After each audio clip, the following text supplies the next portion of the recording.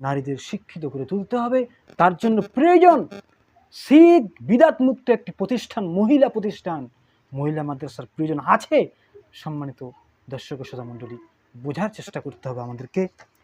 তার জন্য কবি বলছেন, প্রত্যেক মেয়েকে সাজাও এমনভাবে দিনী শিক্ষার সাজে, সেই মেয়ে যেন জ্বালতে পারে একদিন জ্ঞানের আলো পরিবার ও সমাজে। কন্যা সন্তানের আসসালামু আলাইকুম ওয়া রাহমাতুল্লাহ। ইন্নাল হামদুলিল্লাহি ওয়াহদা ওয়াসসালাতু ওয়াসসালামু আলা মান লা নাবিয়্যা বা'দা।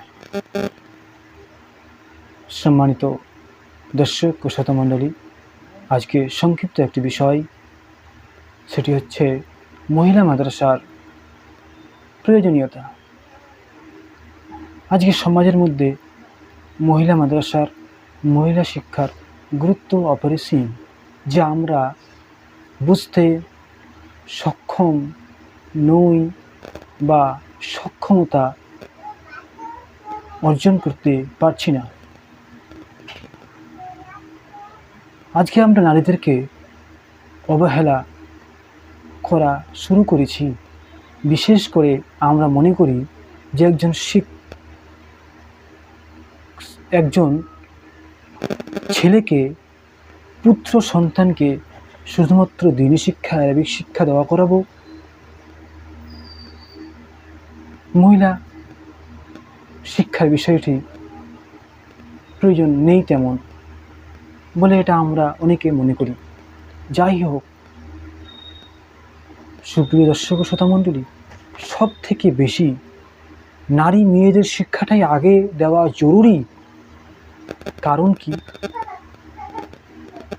কারণ হচ্ছে এটাই যে একটা ছোট সন্তান, একটা ছোট বাচ্চা ওই